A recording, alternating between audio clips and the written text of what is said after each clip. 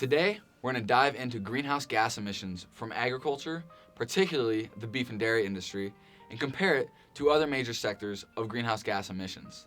Hopefully, by the end of this episode, we can supply you with a better understanding of how agriculture fits into the larger context of climate change.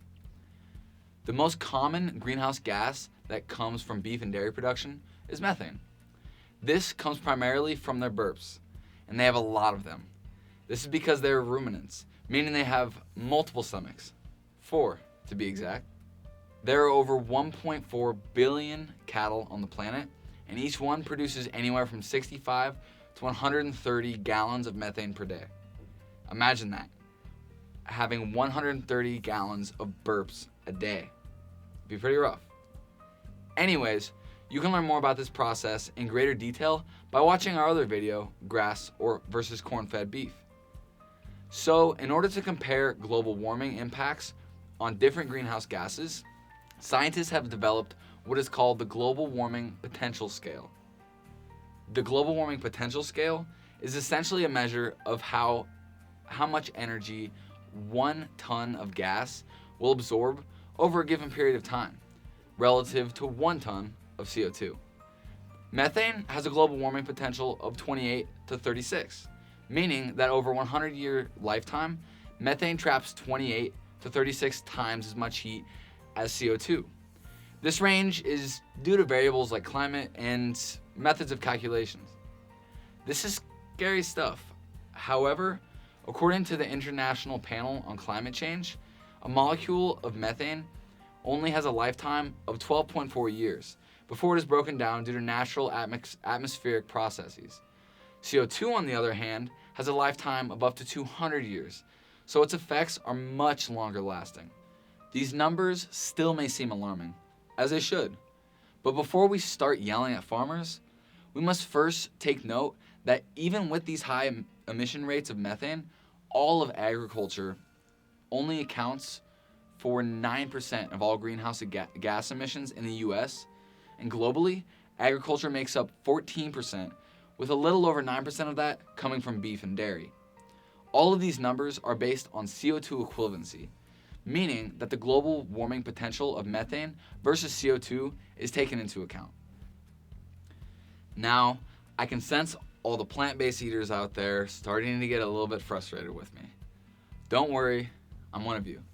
I rarely ever eat meat, and I haven't actually eaten beef for a few years now. For those who are considering or have already made changes to their diet to help mitigate climate change, I'm not here to discourage you. I am here, however, to give you fact-based understanding of the true role agriculture, and particularly beef production, play in terms of greenhouse gas emissions. Coming from someone who has led climate change campaigns, I can assure you that agriculture is one of the lesser concerns when it comes to reducing greenhouse gas emissions. Climate change is an existential crisis.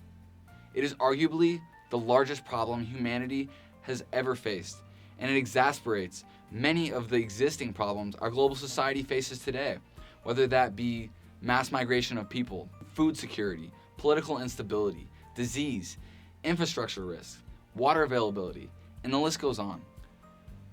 Our consumption of fossil fuels is the root cause. The burning of coal, oil, and natural gas for electricity, transportation, and industry accounts for 79% of greenhouse gas emissions in the US and 78% globally. As of 2015, renewable energy makes up only 19% of total energy consumption, but this number is increasing. However, so is the production of fossil fuels. US natural gas production has increased 28% and crude oil production over 40% just since January 2017. Meanwhile, coal consumption is increasing globally as a cheap source of energy for developing countries like China and India. The increase in fossil fuel production in the US is due to recent federal legislation that has loosened regulations and increased subsidies for the fossil fuel industry. Yes, you heard right. More of your hard-earned tax dollars are now going towards making it easier for fossil fuel companies to extract oil and increase their profits. Additionally, this has allowed for oil and natural gas drilling to expand into federal parks and other regions that have never legally been allowed in our nation's history. I'll let you sit on that one for a minute.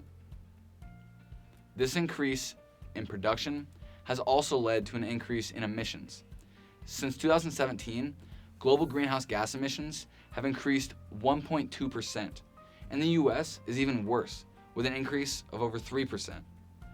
In a time where we desperately need greenhouse gas emissions to go down, they are only increasing, and agriculture is not to blame.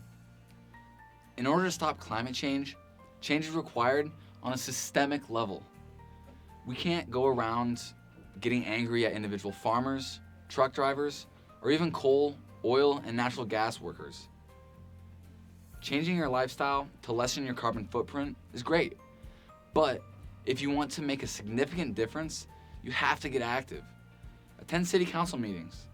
Vote for candidates that support a transition to a renewable energy future. Heck, you can even run for local office. The fight against climate change starts by changing the way our global society and governing systems operate. It's a big battle, but I think we're up to the task.